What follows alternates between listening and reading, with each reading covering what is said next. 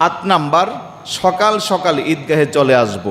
9 number, যাদের উপরে সদকাতুল ফিতির ওয়াজিব, আমরা সদকাতুল ফিতির ঈদগাহে যাওয়ার পূর্বেই আদায় করব। 10 নাম্বার, ঈদগাহে যাওয়ার সময় এক রাস্তা দিয়ে যাব, আসার সময় সম্ভব হলে আরেক রাস্তা দিয়ে আসব। 11 নাম্বার, পায়ে হেঁটে আমরা ঈদগাহে যাব। 12 নাম্বার, ঈদগাহে যাওয়ার সময় ঈদুল ফিতরের দিন বিশেষ করে, যেটাকে আইয়ামে তাশরিক বলা হয়, আল্লাহু আকবার আল্লাহু আকবার লা ইলাহা ইল্লাল্লাহু আল্লাহু আকবার ওয়ালিল্লাহিল হামদ, এটাকে আমরা চুপি চুপি পড়ব ঈদুল ফিতরের দিন। আর ঈদুল আজহায়ে আমরা উচ্চ আওয়াজে, ঈদুল আজহাতে আমরা বড় বড় করে তাকবীর করব।